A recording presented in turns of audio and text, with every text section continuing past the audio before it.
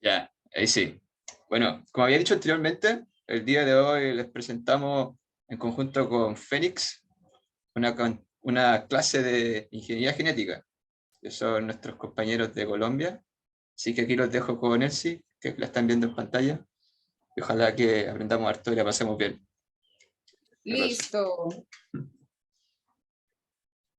Un momento, aquí arreglamos.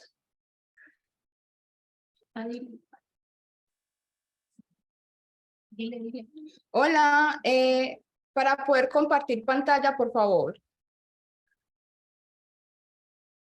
Sí, ni un problema, te voy al tiro.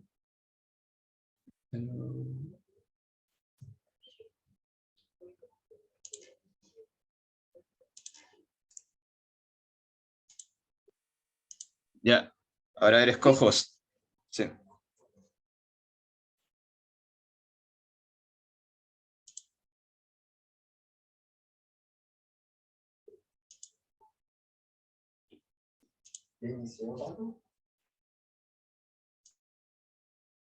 Listo, ya están viendo mi pantalla. Sí, se ve perfectamente. Bueno, muy buenas tardes. Mi nombre es Elsie Figueroa y hago parte del equipo Fénix. Tuvimos una pequeña confusión en tiempos, días y también como momentos a la hora, problemas técnicos a la hora de conectarnos, entonces pido disculpas por la demora. En esta ocasión yo tengo el privilegio de hablarles un poquito acerca de ingeniería genética. Lo voy a hacer todo como muy por encima, ya que tiene mucho que ver como con muchos temas, y en esta media horita o horita, no sé ustedes qué digan, pretendo como tratar de agregarlo o abarcarlo todo. Entonces, en ese orden de ideas, la ingeniería genética es un proceso que emplea diferentes tecnologías para poder alterar la composición del ADN de un organismo o microorganismo. Entonces, en ese orden de ideas, incluye como el cambio de pares de bases o la delección o eliminación o incluso adición de alguna región del ADN.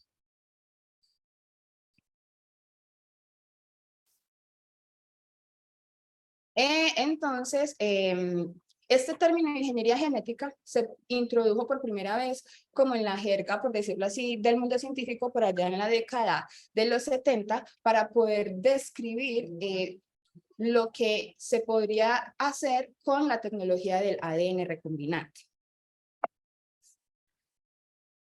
Bueno, entonces antes de empezar a hablar de las diferentes aplicaciones que trajo consigo la ingeniería genética y de los diferentes avances y productos, quiero hablarles sobre diferentes aspectos que hacen parte de la ingeniería genética. El primero de ellos son las nucleasas. ¿Qué son las nucleasas? Son proteínas que lo que hacen es hidrolizar o romper enlaces dentro del ADN. O sea, entre nucleótidos adyacentes. Estas nucleasas se dividen entre endo y exonucleasas. Las endonucleasas, como pueden observar aquí en esta imagen, un momento. Ustedes pueden ver aquí lo que estoy señalando con este puntero rojito. Sí, sí se puede ver, no hay problema. Perfecto. Entonces, las endonucleasas rompen por esta parte, ¿cierto? Dentro del ADN, mientras que las exonucleasas rompen por afuera, en los extremos.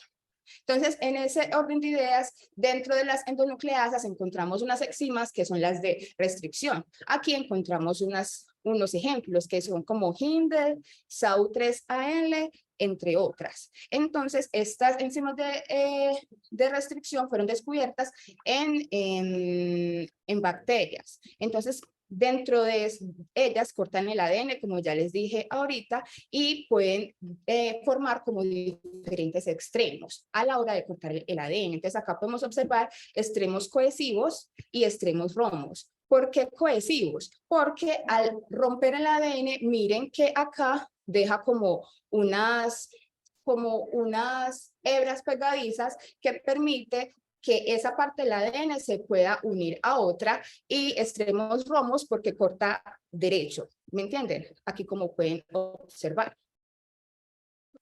Entonces, toda esta generación y todo esto, este descubrimiento de las enzimas de restricción permitió descubrir el mapa, o no descubrir, sino más bien cómo desarrollar el mapa de restricción. ¿Qué es el mapa de restricción? Es aquel que me permite saber dentro de un vector más o menos en qué lugar me va a cortar la enzima. Entonces acá podemos ver, por ejemplo, los diferentes clones y dónde corta cada enzima de restricción dependiendo pues de la secuencia. Es importante recalcar que las enzimas de restricción cortan en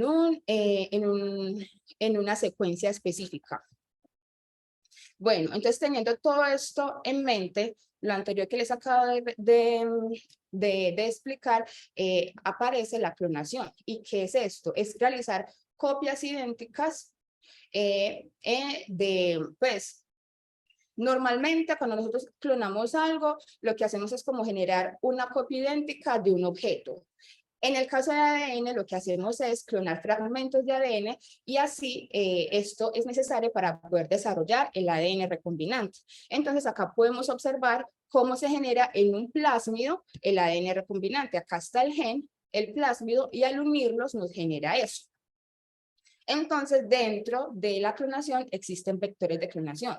Estos vectores son los encargados de llevar la información que yo quiero en otro organismo. Entonces, en ese sentido, acá nos muestran que pueden ser diferentes vectores, pero aquí en específico quiero mostrarles el del plásmido, que nos muestran como sus diferentes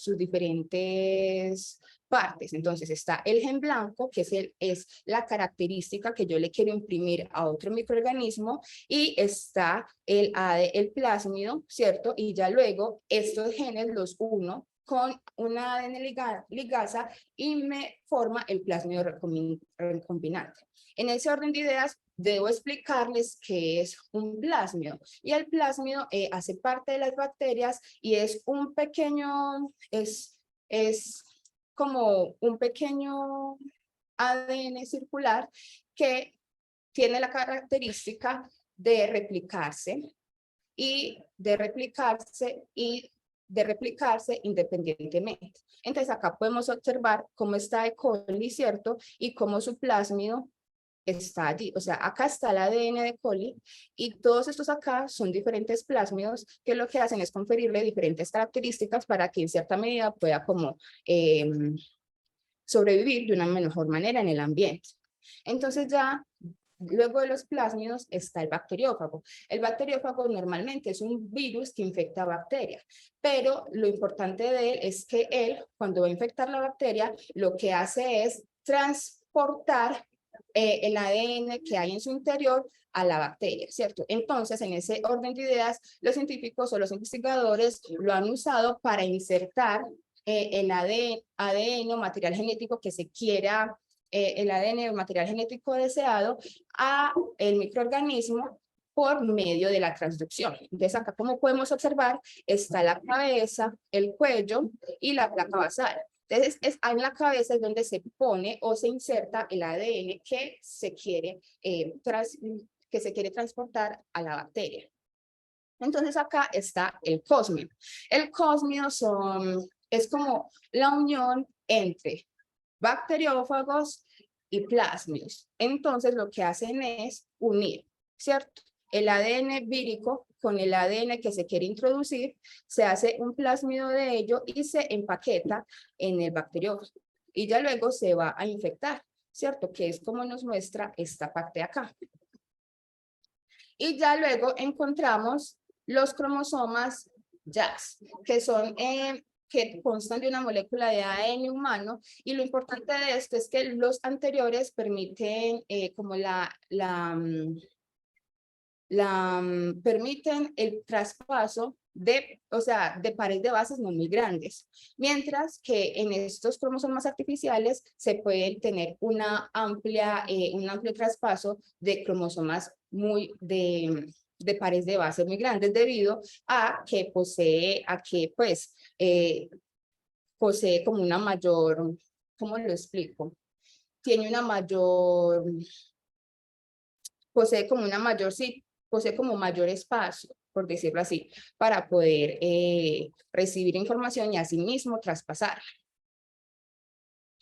Entonces, los vectores de clonación deben tener lo siguiente.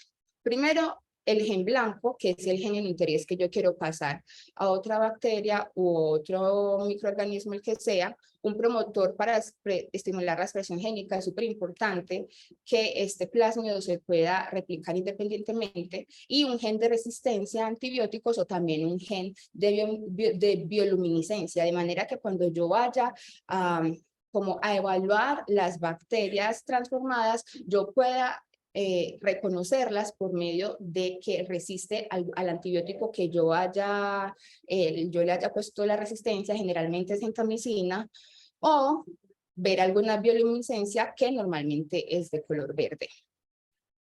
Pero entonces es muy importante saber cómo este plásmido es introducido dentro de la bacteria. Entonces, dentro de los métodos que conocemos está la transformación y la transducción.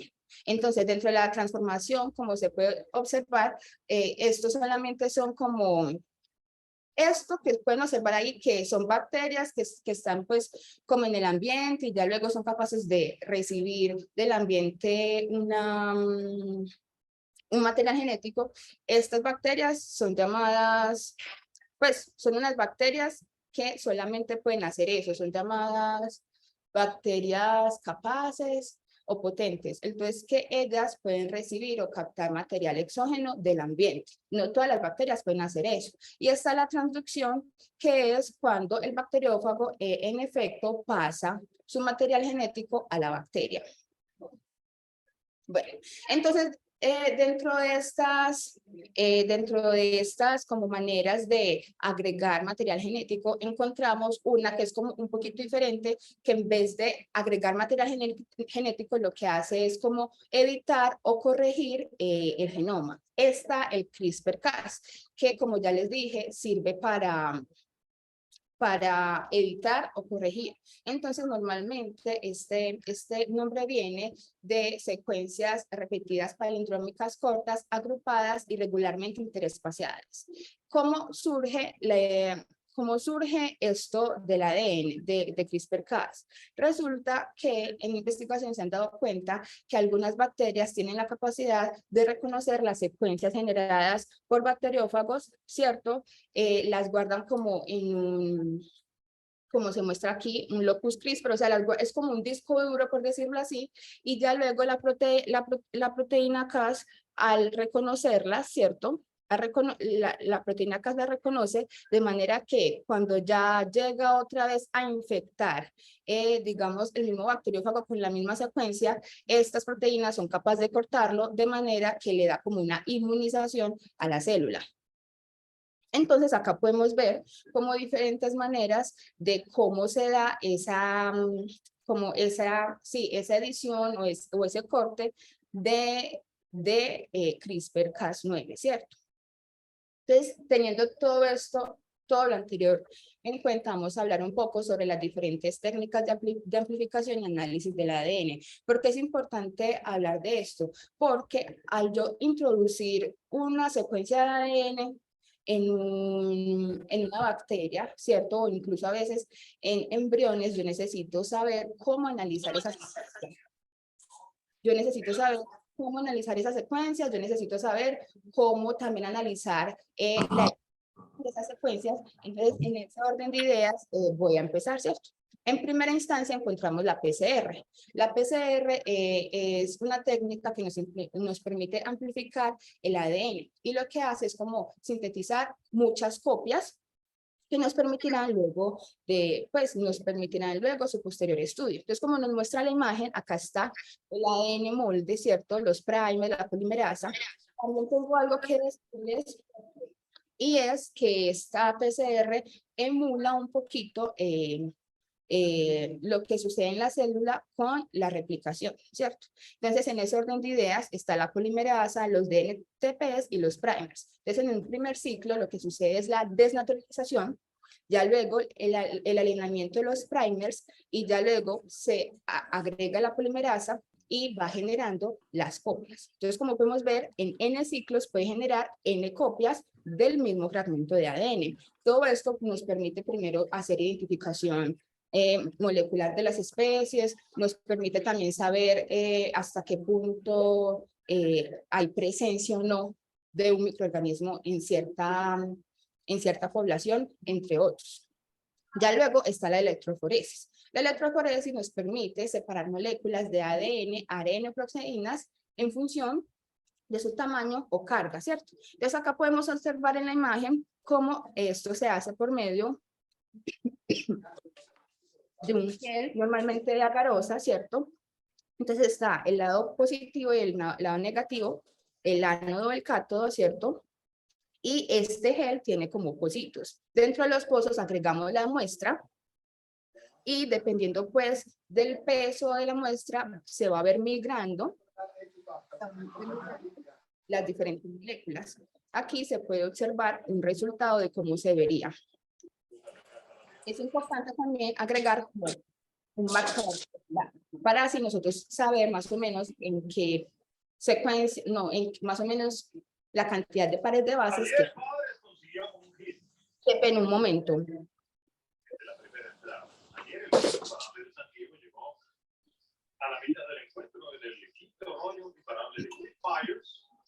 Ahora, Southern Blot. Este es un método que se utiliza para estudiar el ADN. Específicamente, el que ha sido purificado de una muestra biológica funciona muy parecido, entre comillas, a la electroforesis.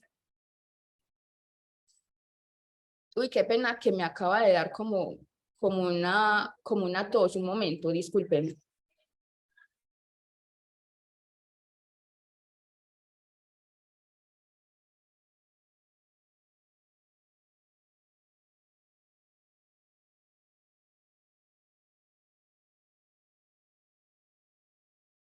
Listo. Entonces acá tenemos el Southern Blot, que es específicamente para el ADN purificado y es más o menos parecido a cómo funcionaría, entre comillas, una electroforesis. Entonces acá nos muestra, ¿cierto?, el gel de agarosa y los ácidos nucleicos ya luego separados. También encontramos los pocitos. Entonces, por medio de este filtro, ¿cierto?, podemos observar el ADN transferido a la nitrocelulosa que está por acá, y de esa manera podemos observar de acá cómo están las diferentes pares de base y también hasta qué punto ha sido purificado nuestro ADN. Esto, lo que sigue, que es el Northern Blot y el Southern Blot, no tiene que ver específicamente con el ADN, pero es muy importante porque el Northern Blot nos tiene que ver también con cómo nos ayuda como a evaluar hasta cierto punto la transcripción, y lo que se hace es como una extracción de RNA. Y el Western Blot también nos ayuda es como a mirar todo lo que tiene que ver con la purificación, pero de proteínas, ayudándonos a evaluar la expresión del mismo. Entonces acá está los microarreglos, que es una tecnología que nos sirve para estudiar la expresión de muchos genes a la vez. Entonces acá están las células normales, ¿cierto? Célula normal, célula cancerígena, y a partir de esto, dependiendo pues de los diferentes colores que se puedan presentar, ¿cierto? Miren, acá está este ADN, este ADN complementario que se hizo a partir del RNA mensajero, y observen que tienen diferente fluorescencia.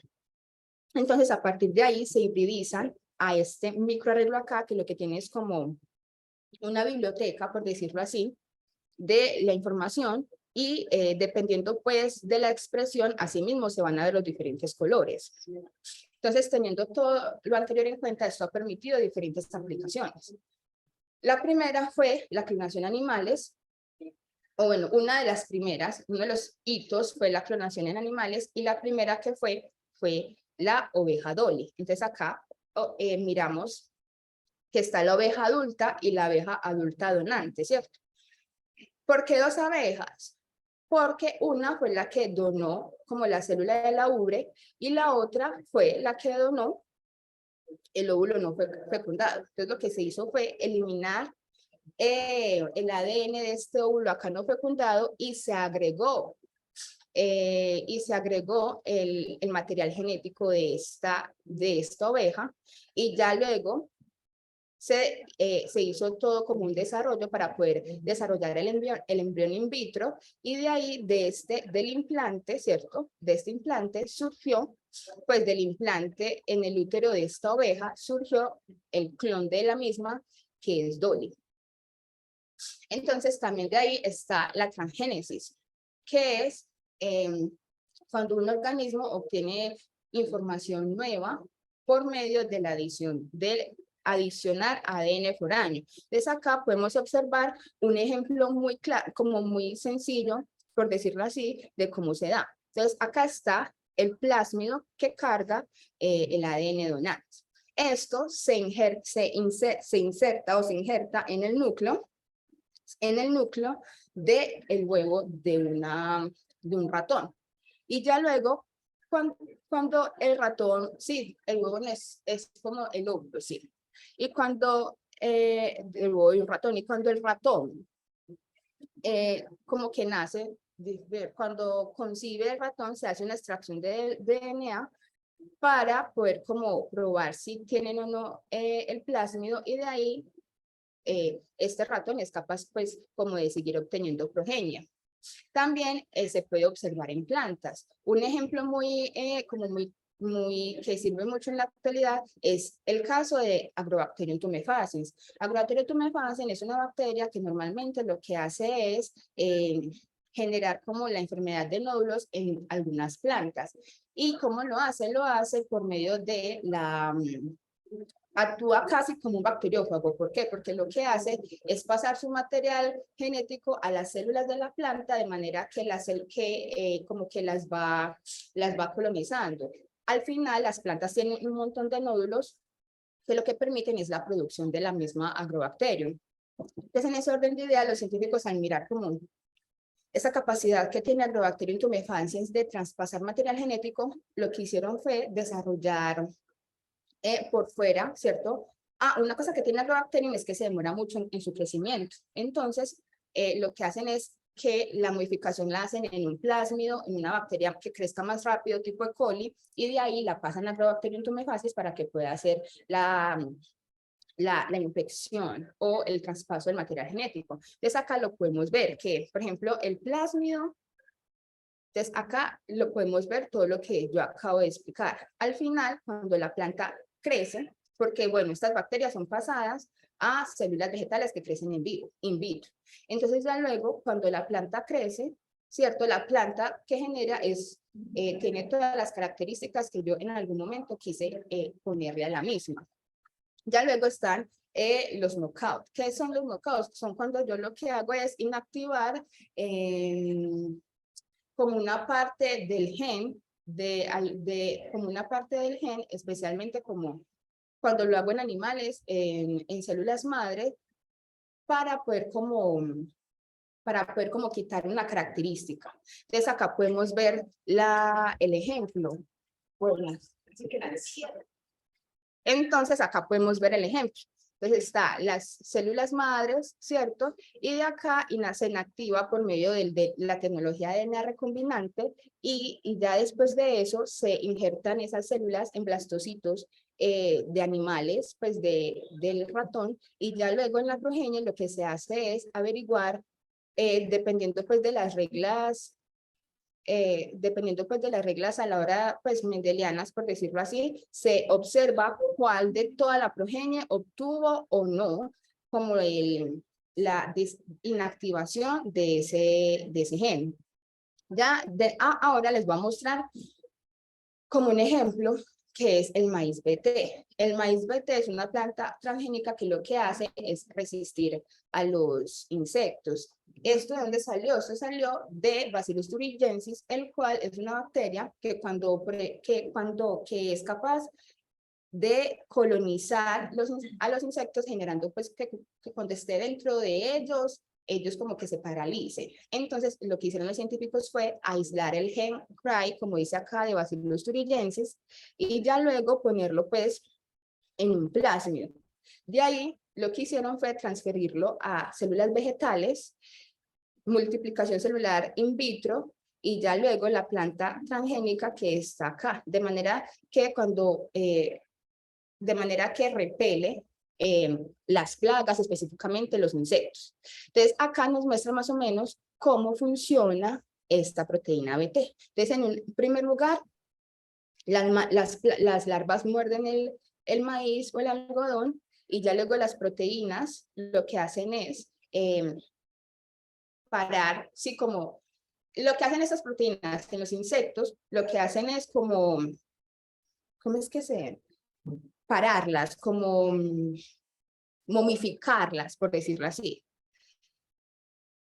Y al final esto lo que termina es en la muerte de los insectos. También algo muy importante que se ha dado con todo esto en ingeniería genética es la insulina transgénica. ¿Qué hicieron? A partir de fragmentos de ADN humano que tenían el gen productor de la insulina en una bacteria, específicamente creo que fue coli-C, lo que hicieron fue el DNA humano, por medio de la tecnología ADN recombinante, adherirlo a la bacteria y a partir de ahí pues en este plásmido meterla, y así la bacteria podría como producir insulina humana, y esto es lo que pudo hacer fue como salvar a muchas personas que en el momento e incluso en la actualidad sufren de diabetes. Otra parte muy importante de la ingeniería genética es la obtención de medicamentos. En este ejemplo estamos hablando del factor 8. Entonces, este gen de factor 8 se introduce a un plásmido y ya luego se injerta en las células embrionarias de la vaca. Ya luego estos embriones, es muy importante esta parte de los embriones, implantarlos en una vaca receptora. Esta vaca debe tener como las condiciones necesarias, o ya estar como a puertas o preparada para un embarazo. Y ya luego, tras el desarrollo del embrión, el gen y todo lo que pues se va a desarrollar la cría, y cuando nazca y crezca la cría va a poder desarrollar en su leche, va a poder desarrollar o se va a poder obtener de su leche el factor 5. También dentro de todo de la ingeniería genética tenemos la terapia génica. Entonces, lo que se hace en la terapia génica, como nos muestra esta imagen, es la síntesis de un ADN terapéutico. Ya luego esto se encapsula en un virus, normalmente se hace así. Ya luego el virus se inyecta en el paciente, y el virus se dirige pues a las células en donde haya una disfunción, y de ahí genera pues genera o libera el gen terapéutico dentro de la célula, y ahí, como podemos observar, en el interior de la célula se expresa la proteína que puede corregir esa enfermedad. Un ejemplo que les traigo de esto es la terapia CAR. Resulta que hay unas enfermedades como la leucemia, el linfoma y el mieloma, que más que todo el mieloma, si no estoy mal, es como un cáncer que se da en la médula ósea, que genera como el crecimiento de los glóbulos blancos, generando diferentes tumores. Esto afecta el riñón, el hígado, entre otros. Entonces, dentro del tratamiento pues que se ha generado ha sido la terapia CAR, que es con células CAR, que es que con células CAR poder como atacar estas células cancerígenas. Pero ¿qué son las células CAR? Resulta que dentro de los glóbulos blancos existen como unas células llamadas linfocitos, y estos linfocitos tienen como, lo que hacen es como reconocer o identificar diferentes como enfermedades a partir de antígenos, pero estos antígenos son específicos para cada receptor. Entonces, se ha descubierto que las células cancerígenas de diferentes cánceres tienen como cada uno como un receptor. El receptor es cualquier molécula o proteína que se produzca de una manera constante o se exprese de una manera constante en la célula, específicamente membranalmente hablando, y entonces lo que hacen estas células, no estoy segura si son los linfocitos, ahí me perdonan, es por medio de los receptores reconocer estos antígenos y así ya luego eliminarlos y atacarlos. En este orden de ideas, lo que hace la terapia CAR es reconocer específicamente los antígenos relacionados a estos 3 tipos de cáncer y para que el sistema inmunitario o el sistema inmune lo pueda atacar más fácilmente. Entonces aquí nos explica de una manera como sencilla, por decirlo así, cómo funciona eso. Entonces, en primera instancia se extrae, para que esto pueda funcionar, se extrae sangre del paciente y ya luego de las células T, que son un tipo de células inmunitarias, sí, son las células que penan, lo que hacen es agregar el receptor CAR, ¿cierto? De ahí, estas células se transfunden a células modificadas del paciente, que son las que tienen este receptor, y ya luego estas células CAR-T, como pueden observar aquí, son capaces ya de destruir células tumorales y estas se vuelven a meter otra vez al paciente. Esta terapia es muy buena debido a que ha permitido como el avance en la enfermedad de muchas personas, pues ha permitido que se sanen, pero también tiene muchos síntomas secundarios que por el momento siguen investigando para poder para poderlos minimizar. Y estas fueron como algunas de las referencias que usé. Muchas gracias y qué pena la tardanza. Y qué pena mis nervios también. Muchas gracias, y se disfrutó bastante. Así que ahora al público que tenemos, si tienen alguna duda o comentario que les gustaría hacer, le dejamos abierta la palabra. Y a ver, Berenice, si quieres puedes hablar con el micrófono, pero a lo mejor los podía escribir ya. Escríbelo y yo lo leo.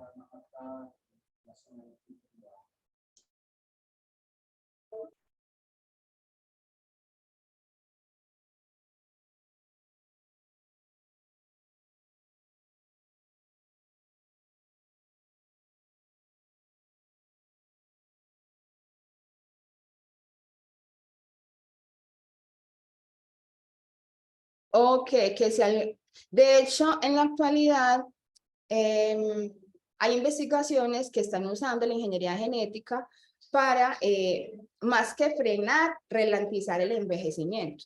Por ahí escuché un caso que se creía más o menos que el envejecimiento era a causa del acortamiento de los telómeros. Entonces lo que se hizo en su momento fue como empezar a detener ese acortamiento de los mismos, pero sucedió que en los animales que lo probaron, que creo que fueron ratones, tenían como muchas malformaciones y algunos morían. Entonces, por el momento, sigue la investigación como para bajar o disminuir estos efectos secundarios. Muchas gracias. No sé si te quedó claro, Berenice, pero la respuesta fue súper buena. Pero, si antes de que terminemos, me gustaría que te presentaras, porque creo que nunca dijiste tu nombre.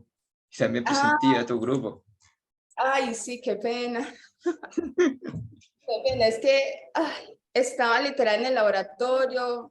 Ahorita, no sé, estaba como muy, como algo perdida y cuando, ay, eso, entonces me vine de una y con mucha pena con ustedes por haberlos hecho esperar tanto.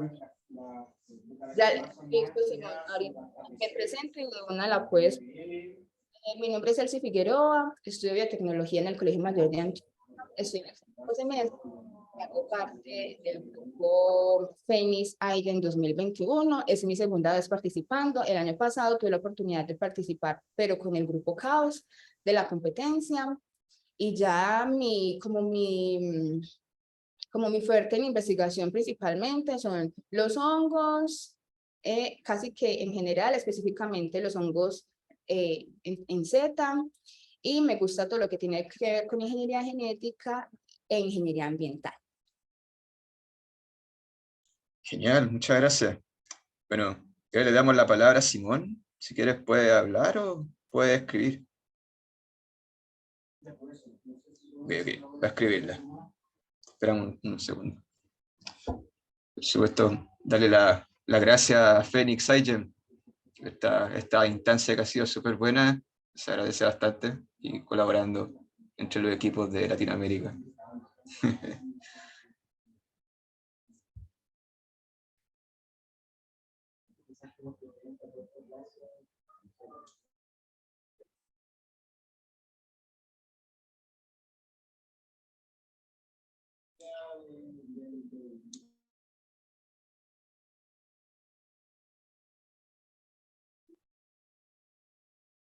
Bueno, ahí está la pregunta. Dice, respecto a la terapia CAR-T, los efectos secundarios que ocurren son como reacciones en cadena de los organismos ante el tratamiento. O de otra cosa. ¿Cómo así que reacciones en cadena?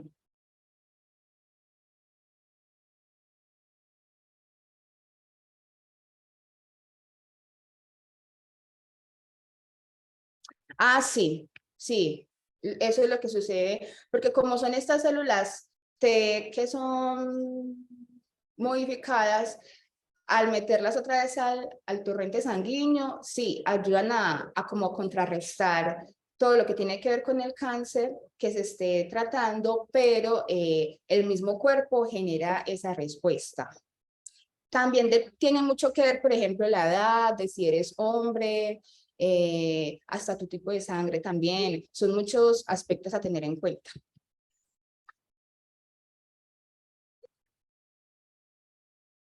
Sí, otra consulta más. Te esperamos.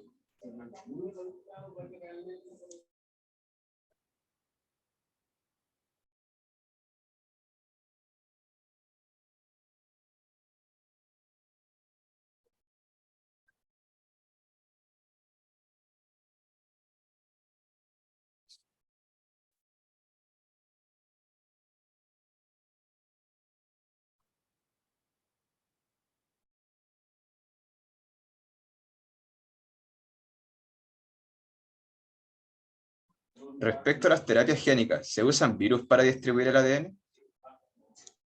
Es que también depende. En algunas sí y en otras no. Yo, por ejemplo, creo que acá, esperen, yo miro bien.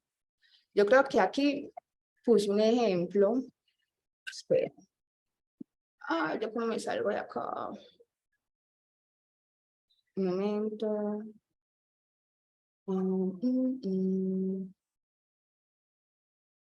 Por ejemplo, aquí, que específicamente les estaba hablando, dependiendo de lo que yo quiero, obtener, puedo utilizar un virus portador o generar un plásmido que como que traspase esa información a la célula. Todo es dependiendo de la enfermedad, también dependiendo de que sea más efectivo o factible o no. O sea, dentro como dentro de los diferentes factores, como observar y mirar con cuál me queda mejor. Y así se tomó una decisión frente a.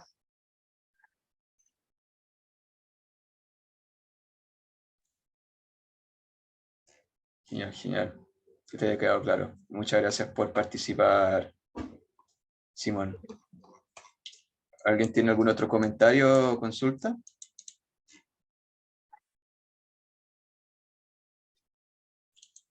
Bueno, si no hay más dudas, repetirla gracias a Fénix.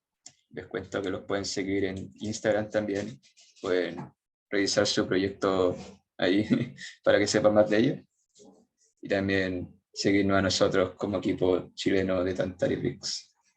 Muchas gracias a todos a ese equipo por presentarse y compartirnos sobre ingeniería genética, que siempre es un tema muy interesante. Se agradece mucho. Gracias. Muchas gracias. Hasta pronto. Hasta pronto. Pronto nos vemos. Chao, chao a todos. Cuídense.